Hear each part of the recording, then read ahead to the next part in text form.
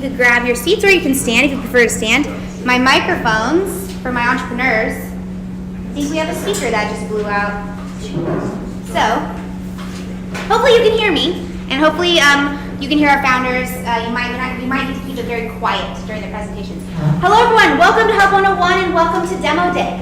My name is Kristen Bell. I'm the program manager here at Hub101, which is part of Cal Lutheran's Stephen Dorfman Center for Innovation and Entrepreneurship.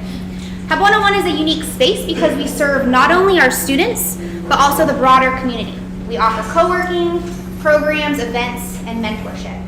And Demo Day is the final culmination event of our 14-week early stage accelerator program called IdeaToDo.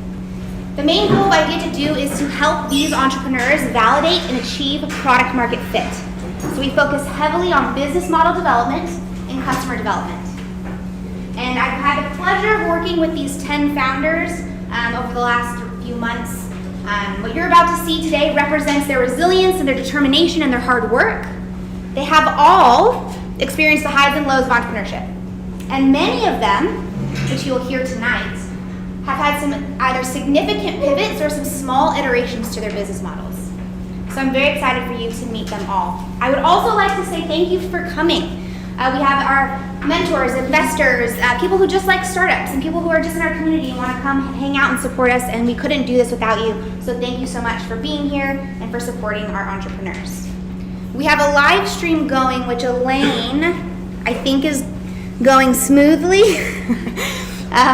For those of you on the live stream, hello. Thank you for joining us as well. A quick thing on the format. So you're going to hear from 4 to 5. We'll finish before 5. All the pitches back to back. We have 7. And then after that, we have exhibition-style networking. So you'll notice around the room, every startup has a booth, and this is your opportunity to connect with them. Ask them questions, give them feedback, find a way to support these ventures. So with that, we're going to get started. There's a schedule in front of you.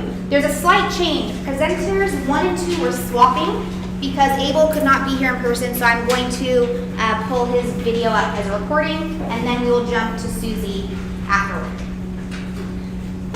Are we good, Elaine? Yes. Excellent. And again, the audio, we're going to have to be quiet on this one. I apologize.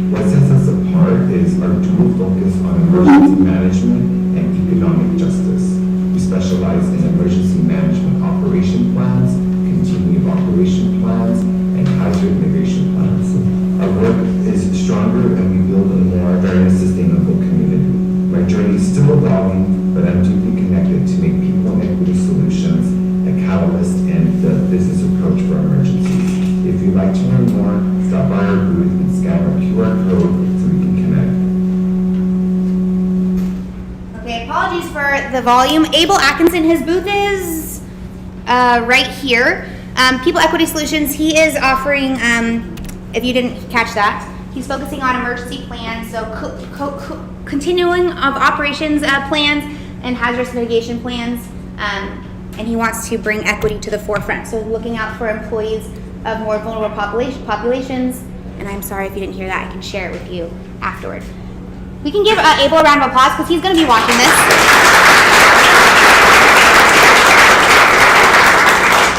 And then if you can join me in welcoming up our next presenter, Susie Strong, the founder of CAMMI.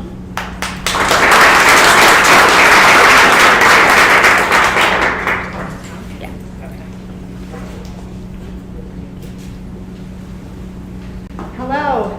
Thank you so much for being here. My name is Susie Strong. I am the founder of CAMMI, a video communications platform to deepen relationships and create keepsakes. I'd like you to meet my mom. Her name is Jamie. She and I spoke all the time. Our conversations would include things like her asking about what the kids were up to. She'd want to know when their games and performances were. I'd ask her things like how her trip to see my sister went or what she thought of the play she had just seen. There was always plenty to talk about, and so our daily conversations didn't often get beyond these daily topics. My mom passed away very suddenly from a brain aneurysm. The thing I miss most is talking to her. I realized that while I knew everything that was going on in her life, there's so much that I didn't know about her. I wish I had asked her more meaningful questions. Things like, Mom, tell me what the happiest time period was in your life. Or tell me what you wish more people knew about you. Or tell me what your favorite memories are of us. After my mom's passing, my sister remembered that she had gifted her a question prompt book a few years prior. She went looking for it and she found it on our mom's bookshelf. You can imagine how hopeful we were to see what it might contain. But inside, the pages were blank. Why do so many people find themselves in a similar situation, where they don't know all the things they want to know about the people they care about, and they don't have their stories written down? First, it is really hard to ask meaningful questions. It can be awkward to go from a regular conversation to something that is out of the ordinary. It feels like it needs the right time and the right place, and we simply don't know what questions to ask. Second, writing down our stories is too difficult. For most people, it's too time-consuming and too overwhelming, and it feels like too daunting of a task. And written accounts lack the sound of our voices and our facial expressions. What if there was a way to ask questions without it being awkward, where you could answer at any time, and it automatically created keepsakes for you, without having to do anything, and all the questions were there for you? CAMMI does all these things. Let me show you. In our app, you can browse the question library, where there are questions ranging from fun to serious, or you can create your own. Choose a question, send it to a loved one. They will record a video response at their own convenience. It gets sent back to you along with a new question for you to answer. This happens to be a real-life video exchange between me and my 20-year-old daughter. In this video, she is walking across campus as she answers my question to tell me about something you've always wanted to do but haven't done yet. It turns out she wants to try singing in a band. I had never known that before. We've been going back and forth, and it's been so fun to learn new things about each other. The best part is that without having to do anything, CAMMI automatically creates keepsake videos for you. It organizes your videos so you can easily scroll back through and re-watch them. And unlike watching a full-length home video, these are short-form videos, so it's easy to find what you're looking for and quickly re-watch them. These are the priceless videos I wish I had of my mom. Her voice and her personality all captured together as she talks to me and tells me her own stories. So how will this work? CAMMI is a freemium business model. It will be free to send and receive questions and video answers, but there will be restricted video storage. Subscribers will receive unlimited video storage, as well as the ability to download those videos to their devices. We will also have one-time purchases available in the app. We know that everybody will enjoy using CAMMI, but our earliest adopters will be people like me, females in the sandwich generation, typically 35 to 55 years old. They are experiencing change on both sides of their lives, with aging parents who they know won't be here forever, as well as children who are growing and becoming more independent. They are also often looking for gift ideas. We have spoken to some of these customers. Carrie B told us, "I want to know my parents' stories, but I always forget to ask things when I'm with them." Megan said, "I'd like to know more about my dad, but I can't ever think of what to ask or when to ask it." And Mary told us, "I want something I can use to connect with my kids. Trying to ask questions in person gets me a lot of eye rolling." We are aiming to capture just 1% of the online relationship building market, which is valued at $8 billion. That is part of the much larger social communications industry, worth $251 billion. CAMMI will have a competitive advantage because it allows you to easily ask meaningful questions. There is no writing required, it's affordable, it's made for any age, and it creates organized keepsakes. We will acquire customers through social media campaigns, online marketing, especially during gift-giving holidays, and by attending parenting, family, and relationship building conferences. We will keep those customers engaged through notifications in the app, a streak feature, regular updates to the question library, promotions for holidays like Mother's Day and Father's Day, and through ongoing customer support. You already know me as the founder of CAMMI, but I am also a wife, a mom, a daughter, a sister, and a friend who is passionate about helping people connect with those they love and having something for them to look back on. We have hired an app development firm who is building our MVP. It's 60% done and will be ready for beta testers early next year. As I close, I'd like you to think about your friends and your family. Are there more things you would like to know about them? And do you have the keepsakes you will want of them? At CAMMI, we are on a mission to make it easy to have these things. I hope you will join us. We are looking for customers. We are also looking to expand our team with technical and marketing professionals, and we will be doing fundraising in the future.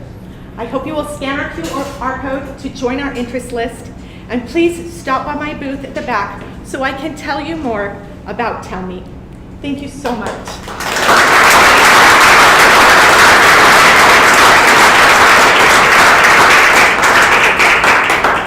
Thank you, Susie. I'm next going to welcome up 50 Wise, co-founders Sylvia Menyes and Maggie Riot. Please join me in welcoming them.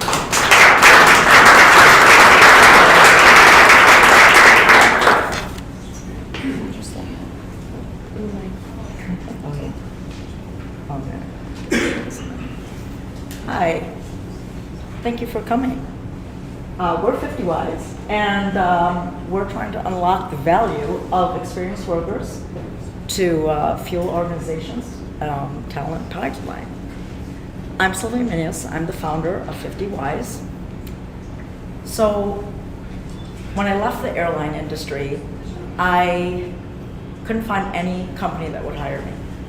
They couldn't see past travel, even though I have so many transferable skills. And I remember connecting to the founder of the Mom Project. The Mom Project is a recruiting company that focuses on moms. And I thought, gosh, you know, what you're doing is extraordinary. I wish they had something like this for older people because they seem to get overlooked all the time. So after a rewarding opportunity to work for National Geographic, I found myself in the same position. I couldn't find any resources. I couldn't find any recruiting company to help me. So I started one. Hi, I'm Maggie Riot. I'm the co-founder of 50 Wise. Over the past 12 years, I've been laid off 4 times, despite strong performance reviews and a successful track record. So as you can imagine, each layoff left me disheartened and questioning the corporate traditional path. But I still had so much to offer. And 50 Wise enables me to do that by fostering meaningful work for older professionals just like us. So there's a growing talent crisis in the US. 7 out of 10 organizations say that hiring is a top challenge, but they're completely overlooking older workers.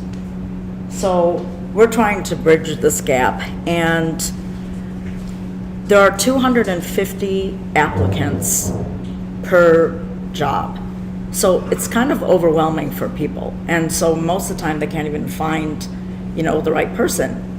And 59% of 50-year-olds and older are saying that age is a barrier.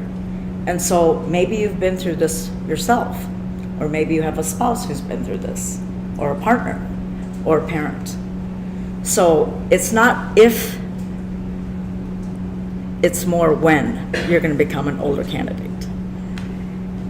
And so we're trying to bridge this. So the solution is, or our vision is, to capitalize on the demographic trend of this aging and healthier workforce by challenging the misconceptions, champion overlooked candidates, and automate hiring process.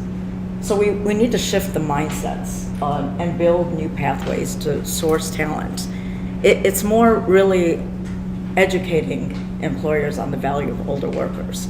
So recently, I just filled a position where this candidate was completely overlooked. She's much older, but she had the skills, she had the experience. And so I coached her, and as she was moving up to in the interview process, I would send her articles about the CFO that she was interviewing with, or the CEO, and she did amazing, and they hired her, and they love her, but she was completely overlooked. There was nobody that would hire her. So how many more people are overlooked as well in this space? There's something that we need to do about that. So our target market are small to mid organizations with mid to senior manager job openings. And our candidates are between the age of 45-65, and they're candidates with at least 15 years of work experience. So real quick, how it works, as Sylvia mentioned, we're operating as recruiters right now. So we reach out to the hiring organizations, and we're in customer discovery mode, so we want to learn what their needs are. But for now, the 2 major value add areas that we're finding are successful. The first is this discovery session. We are doing deep dives on soft skills and cultural values, which most other recruiters don't touch. They're very superficial, looking at the job description and the general skills. So we are learning a lot from that aspect of the discovery. And then we go out, and as Sylvia pointed out, we're finding these overlooked candidates, and we're bringing new candidates to the table, and our organizations are loving it. And then for the candidates, we started an online community through social media and a website. So we have a very basic onboarding right now where you can fill out a profile, and we prompt you to keep it updated with your experience. And again, the value that we're adding is we're advocating for these candidates, and we're coaching them and preparing them for interviews. And we are finding some success. So as you can imagine, our business model is a typical recruiting business model. It's through a placement fee. But we do hope that as we build out the online community, there might be other opportunities for revenue, whether it's membership fees or service providers, referral fees, and we may even do subscription plans for the hiring organizations, especially if they have multiple hires that they're looking for. In terms of the competitive landscape, we believe we operate in a unique space. So the traditional recruiters and job boards are very focused on placing the job. Again, they're overlooking the candidates, and they're really after a kind of turnkey, get a candidate, place a job, get a candidate, place a job. Up on the other quadrant, there are quite a few programs and services coming up that are targeted towards the older candidates because they know they need help, whether it's coaches, lifelong learning programs, etc. But they are not finding the jobs for the candidates. They sort of take you so far. So we're operating in this top right quadrant where we're doing both and we're finding success and we hope to scale as quickly as possible. Oh, I went the wrong way, sorry. So our go-to-market strategy, we are in the product market fit stage, so we're still testing some things and learning to see what works. The biggest area of improvement or growth area for us is increasing job listings. Second, we want to evolve the candidate experience because we can't do it together. Like, we can only handle a couple of candidates at a time because of the level of investment. So the more we can digitize that, the better off everyone will be. And then last but not least, my strength is innovation. I keep telling Sylvia, we have to innovate. We have to innovate. The recruiting model is broken. So we hope to innovate the model overall. So our ask today of all of you is we're looking for introductions to small to medium-sized businesses. We'd love to meet experienced older professionals that would like to join our force. We're looking for mentors and supporters who believe in our cause, and eventually we will also be fundraising in 2025. So we invite you to please join the movement. It will be a large enough demographic shift, and we hope to make it a driver of workforce success and growth. Thank you so much for your attention.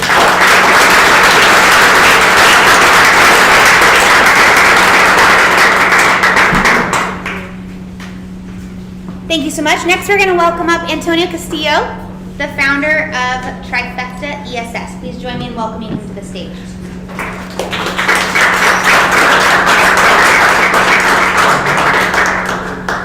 Try to hold the mic like this. The mic's not really working, but project. Good evening, everybody. Thank you for allowing me to be here. So I'm going to be the only presenter today. There's another founder. She could not be here due to personal matters. So my name is Antonio Castillo, and I'm one of the founders of Trifecta ES&S. We're in environmental safety and sustainability consulting services, and we're here to mitigate future risk into solutions. So if we look at these three cases, starting with Volkswagen back in 2015, this was one of the worst probably corporate scandals when Volkswagen got caught claiming a false claim, claiming they had a clean, efficient technology in their automobile models, and then the EPA in the United States found that was false. The other case that is very close to home, and actually this was very like I would say a tragedy because we're still dealing with the aftermath. A lot of these fatalities that happened due to the oil spill, and worse was the environmental pollution that it caused. The next one that is more current, and this is I think very all over the news right now, social media. We're reading a lot about the fast fashion industry, especially textile waste that is ending up in landfills and is creating this humongous environmental pollution. So if we ask the question, what do they have in common? And let's remember this. These are large international companies that have global scale. What do they have in common? So we can conclude that they lack very, I will say, ES&S consideration in their business decisions. So ES&S, what I mean is environmental sustainability, safety considerations in their business core decisions. And guess what? Small, medium enterprises are no exception to that. They face very similar challenges, especially when they grow. In fact, they are more on a higher risk because sometimes they don't understand that risk. And we go to the next slide. Oh, sorry, going backwards. So this is a problem, and it is actually a pattern. I've been in the environmental health and safety profession for more than 20 years. And every time I get hired for a project, it's because a small and medium enterprise is in crisis mode. They're either dealing with inspectors, they're dealing with compliance issues, or they're making products, right? And the stakeholders are saying, hey, look, you're not on the sustainability front on this. So they're in crisis mode. I get hired to do crisis mitigation. So this is a pattern. In 2018, an example, 2018, a company X here in LA was using this hazardous air pollutant called ethylene oxide. And started very small. In a 5-year span, they became very huge because they had a lot of investors. They were gaining market share.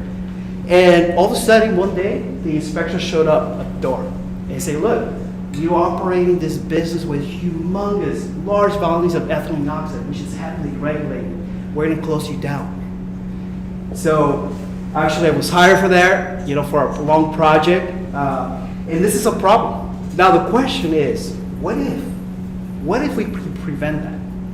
What if you're a small, medium enterprise, and when you're doing your on-year growth planning, you start considering environmental, safety, and sustainability considerations in your overall core business strategy.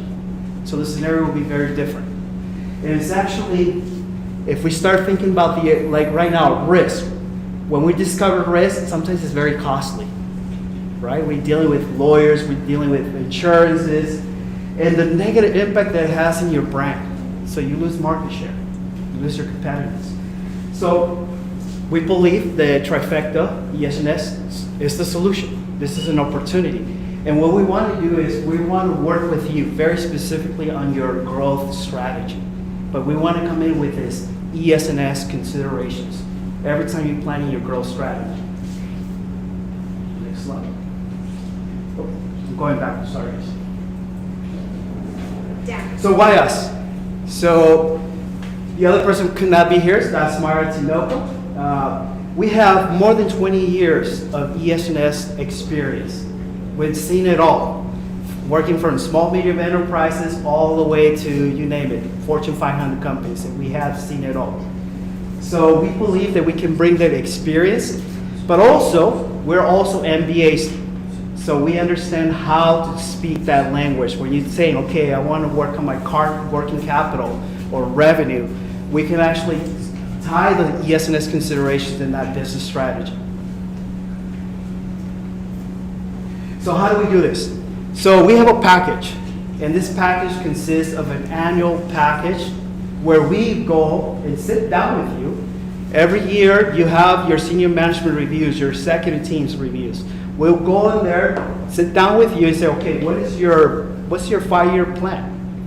And then based on that annual subscription, we can do workshops. ESG is one word, one term that is becoming very popular right now.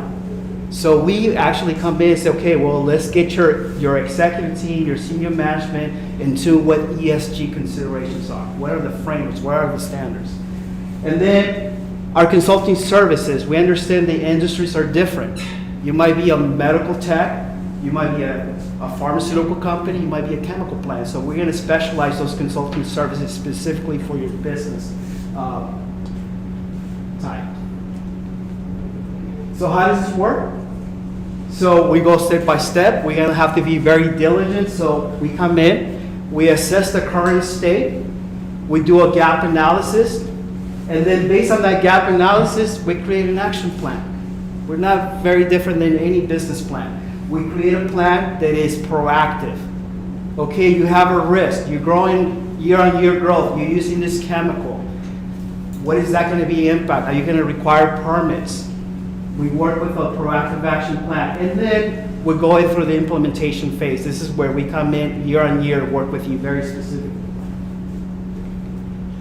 We analyze the market because we want to start here in LA.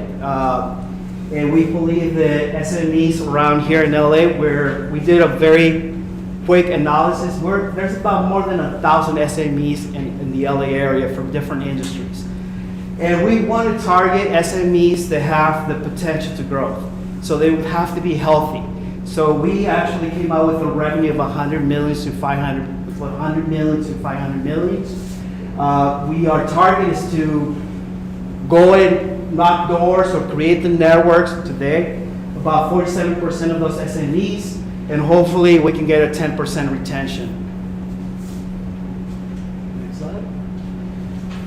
You may ask, so what's the difference between you guys and the rest of the other consulting firms? Well, we are a proactive and strategist, and that sets us apart.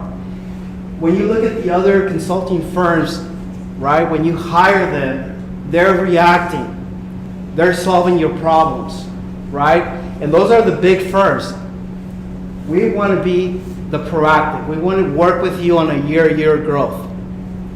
So, and we do understand the business. We have the expertise.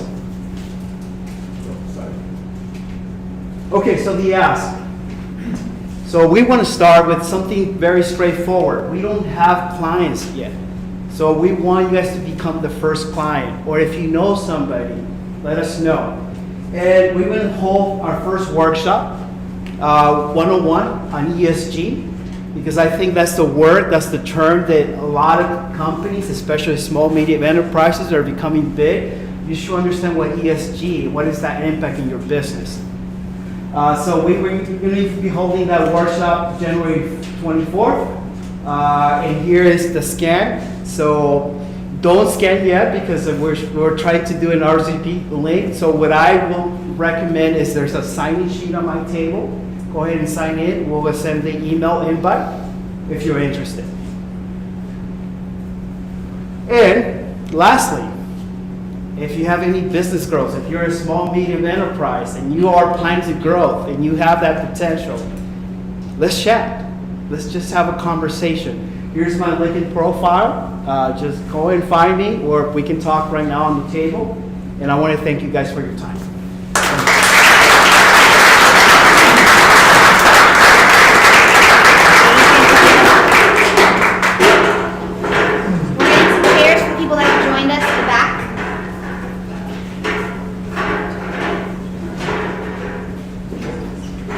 And while we're doing that, welcome Chris.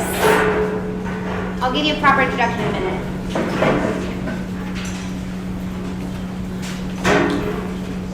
We have seats in the front. If anyone is brave enough to come to the front, come on to the front. Okay, here's down. Oh, and I lost my...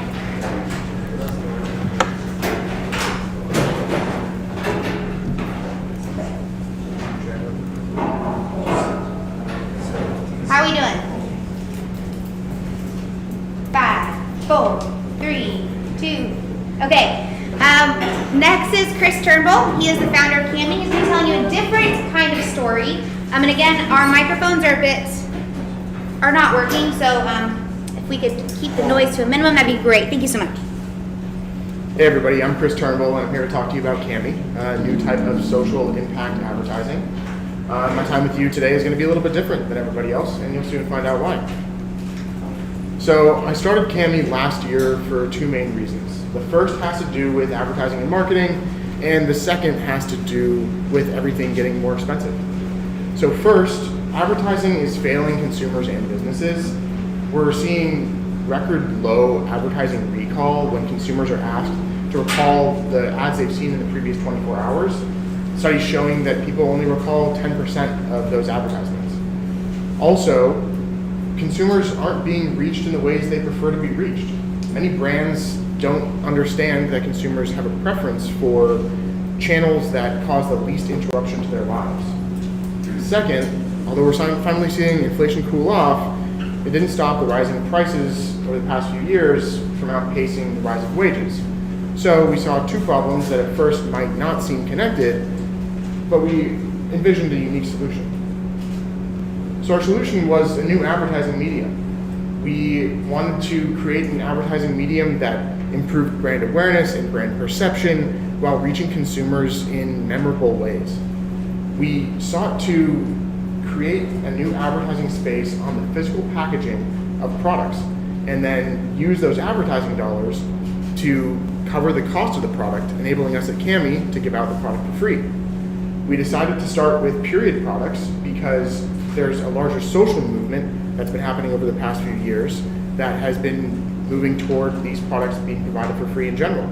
28 states in the US currently require public schools to provide the product for free for their students, and Scotland's actually the first country to require them to be free.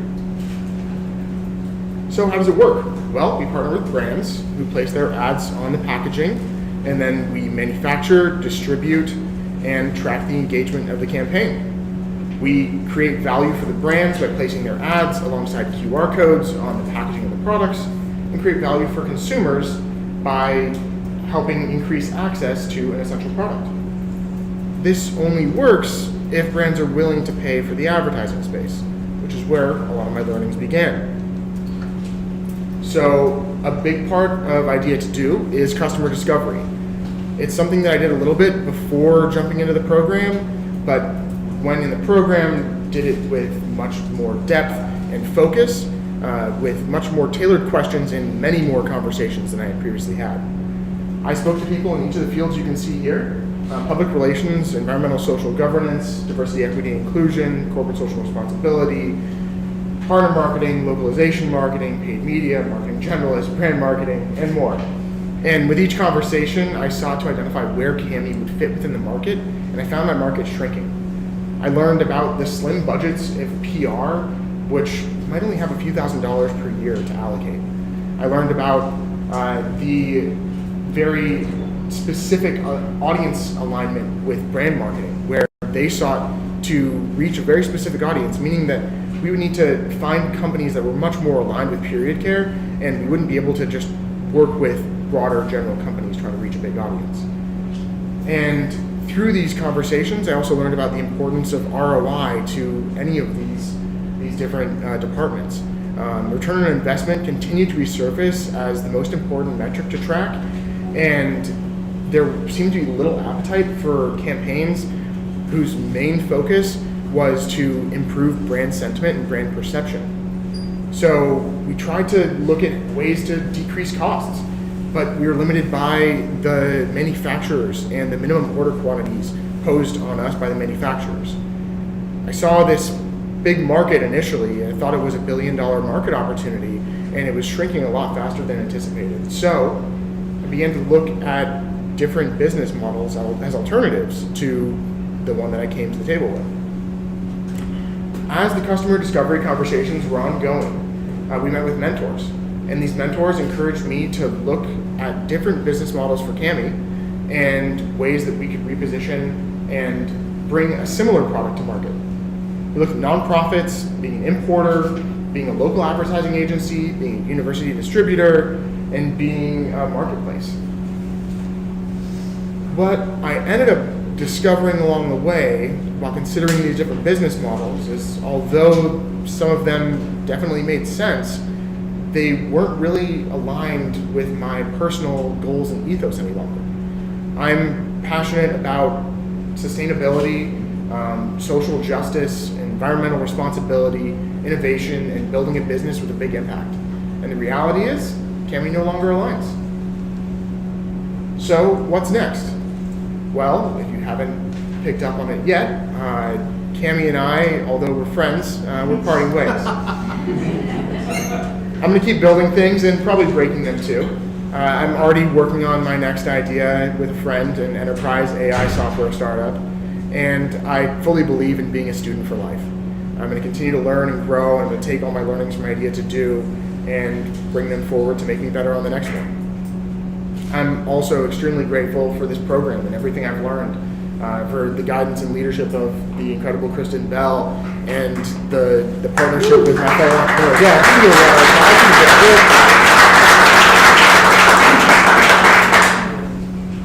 it. So my ask today is to connect. I won't be able to hang around too much for the networking hour after this, but I'll make sure to leave my information on the table.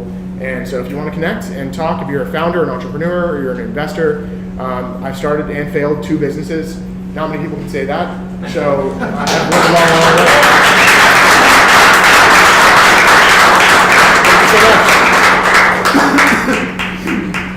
Thank you, Chris. I want to take a brief moment to acknowledge what Chris just shared with us. Inherent to being an entrepreneur is showing grit and resilience and perseverance in the face of adversity. An equally, if not more important characteristic is being able to reflect and discern when it's time to double down and when it may be time to change direction entirely. And entrepreneurship is not about sticking to the original plan. And we can think of a lot of companies today, successful companies, Slack, Discord, Samsung, those who started with significant different business models to what they are today. And so Chris and some of the other founders are demonstrating that entrepreneurship is not a linear path. And sometimes success looks like taking a step back and reflecting and preparing for what might be next. And that's just as honorable and meaningful of an outcome as any other. So thank you, Chris, for sharing your journey with us. That is a first on demo day, so thank you for being our first. And with that, I'm going to welcome up, segue into our next presenter, Nitin Budaboyna. He is the founder of HyperBoost.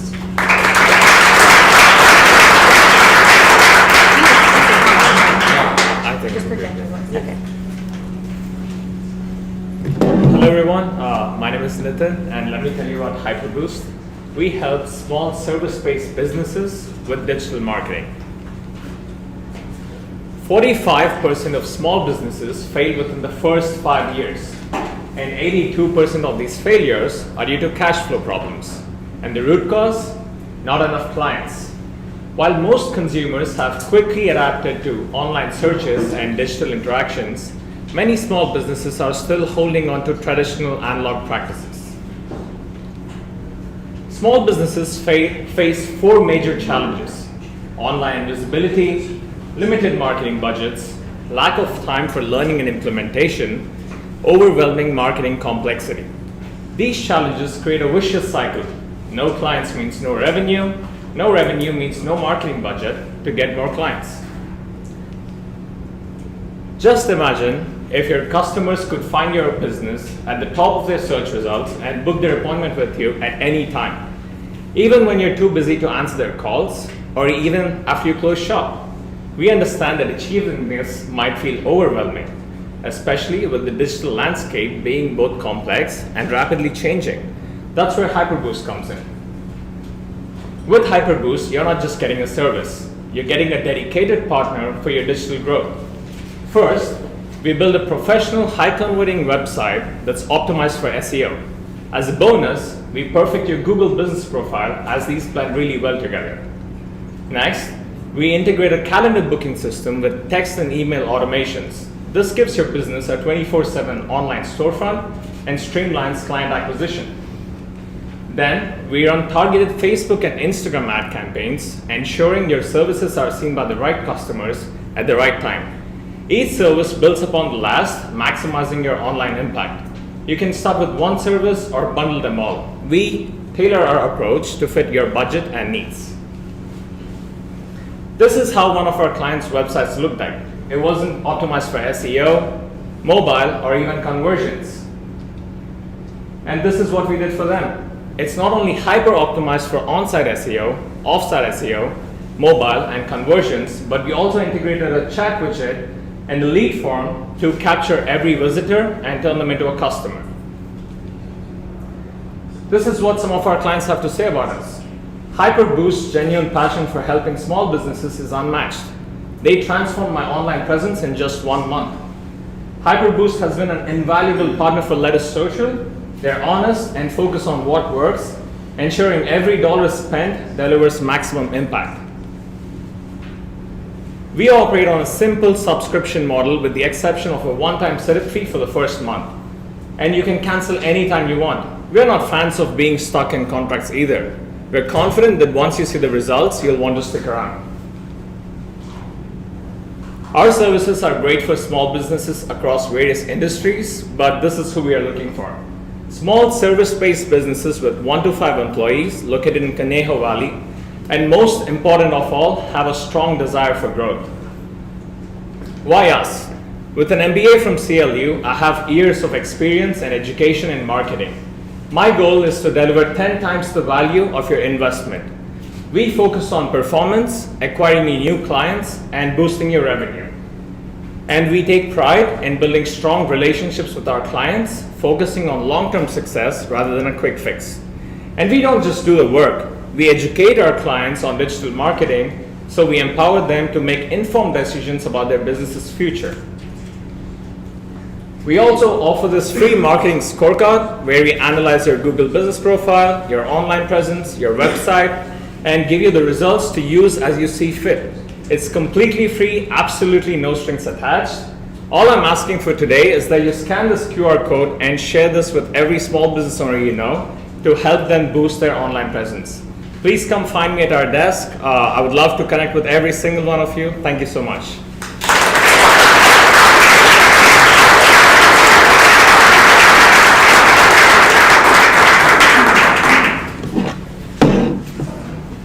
Thank you, Nitin. Next, we're going to welcome up Hans Wittenberg, the founder of Charlie.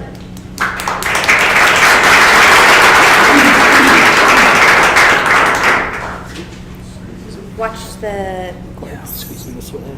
The mic's not really working. Do you want it anyways? If it's not working, can you hear me? If you project. Yes, okay, cool. Hi, everybody, I'm Hans, I'm the founder of Charlie. Before I get into Charlie, I should give you the background of how it was started. I'm a veteran, I was a combat medic in the Army, and I did 2 tours. Yeah. I went to Iraq. Hold on, I'm going to give you a mic.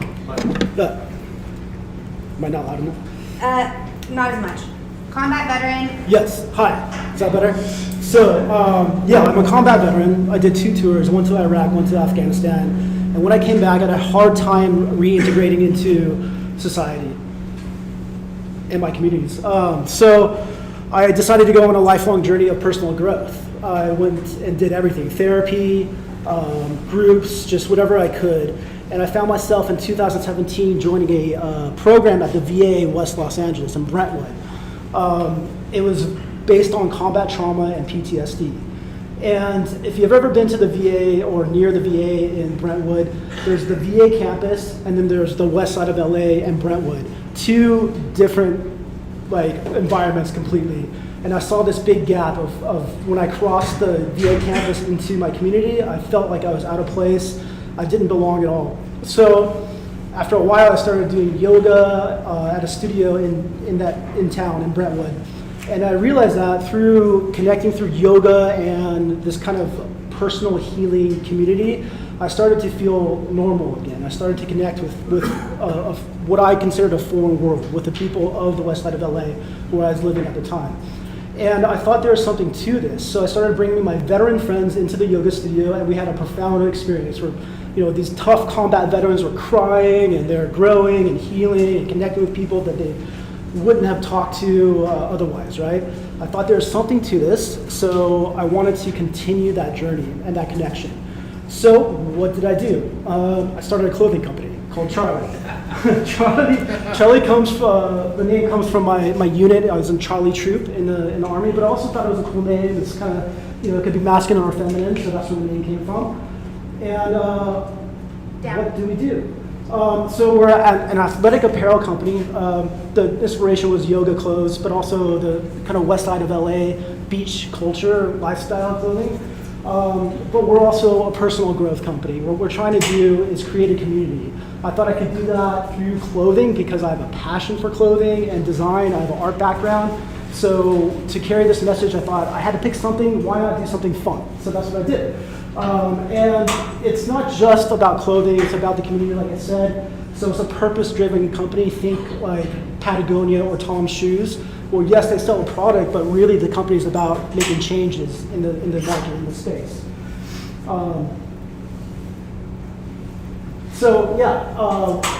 We're a veteran-based company, but I want this to be for everybody. I want to blend the 2 worlds of being a veteran or anybody who's coming from, I don't know, the fringes or addiction, trauma, whatever it is, to be able to walk into a space that's for everybody, that's comfortable, where these 2 worlds can blend. And that's why this clothing is a uniform of that message, a uniform for change, a uniform for that conversation.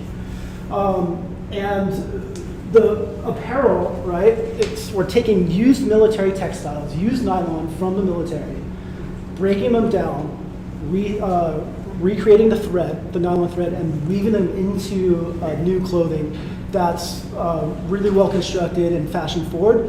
The idea is to have the product also be a metaphor for this conversation, for this journey of personal growth. So, yeah, our mission is to design really cool, awesome, fashion forward, durable clothing as a metaphor for this change, personal change. And like I just went over this, sourced from recycled military textiles. And just, it's all about empowerment. It's all about wearing your empowerment and connecting to this community and walking into a new you, really. So our values, sustainability. So it was mentioned before in another presentation that the textile, the fast fashion industry is causing all kinds of problems. What we are is a circular company, circular fashion, where we take something that can be recycled, recycle it, they wear it, and you can send it back and we can recycle it again. So we're trying to get rid of that fast fashion, one and done kind of lifestyle. We want to foster resilience and growth through brand loyalty and a community based on our product and our message. The community, the authenticity, we want people to grow into something, to grow into their best selves through this brand, through this connection, through Charlie. So you don't have to be perfect, you can be perfectly imperfect, and we can all have a space to connect and wear our colors proud, I guess. So what have I done so far? So I started this a long time ago. I've been back and forth with it, but I did make some momentum. So I got a couple partners, and they're all purpose-driven companies that I partnered with. ReWolf is a marketing and branding agency that only works with purpose-driven brands like Charlie. They help me with my branding book. So every great fashion line starts with a branding book. That's your North Star, your guiding light. So I got that done. And then I partnered up with a design firm called Elite Fashion. He advocates for veterans as well, and they do a lot of startup clothing brands in LA, based in LA. I have a consultancy, Riboro. The owner, Jillian, she designs her own clothing line and really liked the values and the mission of Charlie. So she's helping me guide, she's guiding me through designs and connecting with other people in the industry. How am I going to break down the nylon from the used military textiles? Well, I found a company called EcoNil, and they are the ones who are going to recycle the military textiles and rethread them, and I'll send them out to Elite Fashion Group. I'm also a service-disabled veteran, so I have connections with the government, so that's how I'm able to grab those military textiles and send them to EcoNil to have them made into the clothing through Elite Fashion. I also have designs and prototypes already made, so we have momentum, and I hope to launch next year. Who's my target audience? Well, I have two different personas that I'm focused on. And the first one is the explorer. So this is somebody who's just always seeking personal growth, always seeking adventure, or just a way to grow into themselves. And then the next one is my favorite, who I identify with, the outlaw archetype. This is somebody who's doesn't do things traditionally, maybe misunderstood, a little bit of an outcast, right? But can step up and bring something to the table, bring value to the group, but maybe a little radical out there. So just kind of like this fun adventure persona, people that are looking for maybe a brand that they can't find anywhere else that they can connect to. So how am I going to get the message out? So we're going to be heavy on social media. We want to grow a community, right? So I thought the best way to grow my message is to find a platform to spread it as broadly as possible. So social media, this is kind of how the feel is right now of what it's going to look like. So just kind of fun. The thing about personal growth and mental health I found is that it's heavy, right? There's a lot of negative tones to it when you have this conversation. But when you push through that, it's beautiful, it's bright, it's brilliant. When you take all of that experience and you're ready to get to the next level, it's fun and exciting, and you can just carry that experience and just jump to the next level and live a bright, beautiful life. And that's what the feeling I want is as far as the brand voice and tone. How are we different? So like I said, we're circular fashion, taking military textiles, but we're different from other veteran-based brands where we're not so heavy on the veteran, right? I want this to be for everybody, a connection of these two different worlds. So the veteran tone is going to be very subtle. It's going to be founded by a veteran, and if you research into the brand, you'll find out that it is veteran-based. But one of the things about veteran brands is that's not for everybody, right? I want a veteran company to bring something for everybody, not just veterans. So that's how we differ from other vet-based brands. Sustainability is really important. So really heavy on that as far as our messaging. And just having a company not just be a company with a product, the company is really a mission. It's a conversation. So I think that's different than a lot of companies out there. So where are we going? We're going to be directed to consumers, so just selling online. I also have connections with a lot of local yoga studios and fitness places. So they validated my mission and kind of are excited to carry some of this stuff once it gets going. Advocacy and outreach. So the mission is really important. So we want to get out into the communities and advocate for mental health, personal growth, for veterans, for people with addiction, trauma, whatever it may be. We really want to be out there and have a place for somebody to go.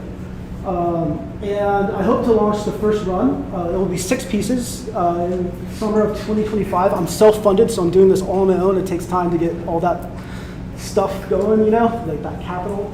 And through my marketing agency, we're going to do a big social media launch as well. So, yeah, that's it. My only ask is I just want to get to know you. I want to get to know the community. Just come by. I want to know your story. Say hi. And if you have any questions, let me know. That's all I got.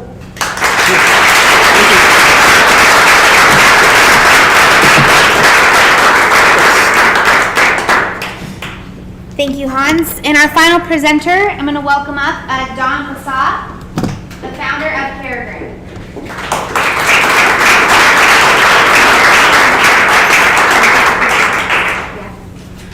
All right, I'll do my best to project. That's it. Okay. All right, well, welcome. Thank you all for being here. So in 2021, I walked into a nursing home out in Minnesota for a telemedicine implementation rollout. And as I walked up and down the hallway, I observed the chaos in that environment. The nurses were hurrying in and out of patients' room, giving medications, attending to patient care. Meanwhile, the phones were ringing incessantly, with the receptionist answering the phones, transferring the calls to nurses who were already overburdened, and then manually taking down messages for nurses who were either not on shift or were simply not available to take those calls. It was very clear that the families of residents in these nursing homes were deeply concerned about their family members.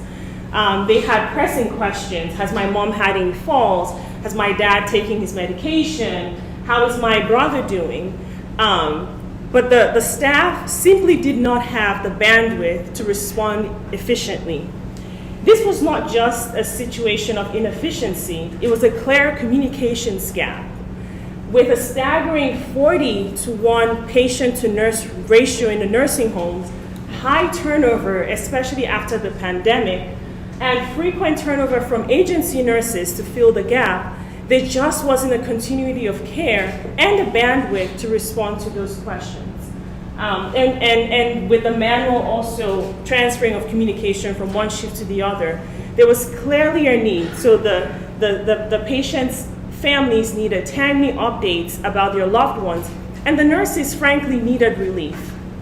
So this moment sparked my mission to create a solution that bridges that communications gap between families and their loved ones in the nursing homes.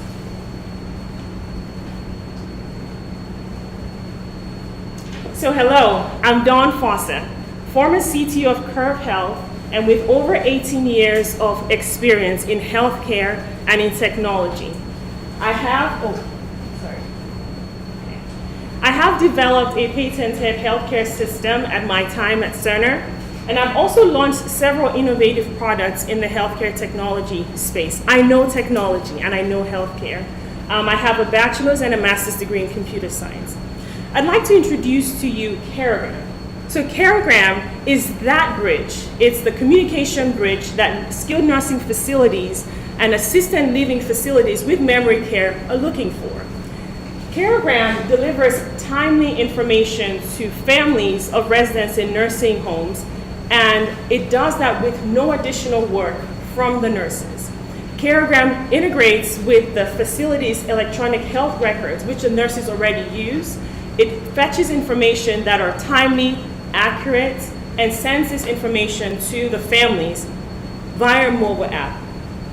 How does this work? The nurses will continue to enter information into their facilities EHR as they currently do. No additional system is needed. The Caregram Data Hub would integrate with this EHR systems, fetch the relevant data, process it, and push it to families via a mobile app. It'll be a proactive paying on the mobile phone where they can see your mom's vital has been collected, your mom has eaten, your mom had a fall, here's the result of the visit. And the families can view and keep up to date on a daily basis about how their families are doing in the nursing homes. Our target customers are skilled nursing facilities. There are more than 15,000 in the United States, caring for more than 1.2 million people in the United States. We're also targeting assisted living facilities with memory care, and there are more than 30,000 of those in the United States. Our business model is straightforward. We'll charge between $49 and $99 per resident per facility. And a facility typically houses between 200 and 300 residents. We will start by targeting the facilities that have EHR but don't have a family communication portals. And the market size for this type of facilities is around $42 billion in the United States. So it's a huge market with lots of revenue potential. During our customer validation process, I spoke to several families that have loved ones in nursing homes and nursing home administrator. And here are some feedback I'd like to highlight. A resident family member said real-time updates would be very helpful after any medical situation is reported, resolved, or in need of resolution. And a nurse administrator in the Thousand Oaks area said, my nurses will document more effectively if families have visibility to their notes. So she recognized that it would improve the care delivery in her facility if there was transparency between the families and what is going on in the facility. So what sets Caregram apart? Caregram does not require any additional inputs from the nursing homes. They're already doing their work, they're already overstaffed. It just collects the data and pushes it to the families. There are several family portals that EHRs have, but they're not catered for the families. And so they require the families to go on the computer, log in, access the information, and the information is cluttered with other informations like billing and payments. Caregram is only concerned about care updates, and it proactively pushes this via mobile application to the phones. So it's a more proactive delivery of this care notification. Here's our go-to-market strategy. We will start in the SoCal area, targeting SNFs, which is a skilled nursing facilities and assisted living facilities. We are also looking for pilot and beta users. We'll look at partnerships with EHR. I have spoken with a few, and they do have APIs. They have ways that vendors can integrate with their system. So we'll look at partnerships with EHRs and collaborations, and then attend conferences and events where we showcase Caregram as that communication solution. What's next? Like I said, I know technology, and I'm looking to start developing our data hub. I'm targeting an MVP release of the data hub in February 2025, and then I'll go on to build the mobile app, and I'm targeting release of that in April 2025. And with the data hub and the mobile app, we'll be ready for a pre-launch, targeting in June 2025. All right, well, there is a real need for a communications tool that can connect residents, families, that can help nurses with their workload and improve overall connectivity between families and nursing homes. And I believe Caregram is the solution. If you're interested, we're looking for co-founders to join our journey. We're looking for introduction to nursing homes. And if you're an investor and you'd like to make an impact in healthcare, you're welcome to join us. So please scan our QR code, or you can come speak to me at the back. Thank you.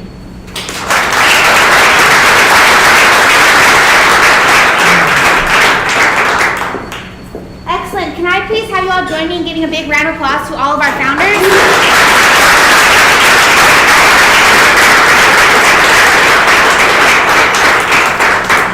This really is a celebration event. This is the first time most of these founders have ever talked about their business publicly. This is a really big deal for all of them, so thank you again for being here. This concludes the first part of this event. Now we're going to go into the connection and conversation piece. We will be putting out some food for you to enjoy. All of the startups have a booth around the room. Please feel free to go talk to them. If you don't have a lot of time, all of them have a sign-up sheet that you can just leave your details and then they can contact you later. Final thing. For those of you who have joined us on the live stream is now ending. Thank you so much. If you would like to connect with the founders, you can do so how they told you, or you can reach out to me via email. Thank you again for being here. Let's keep the energy going.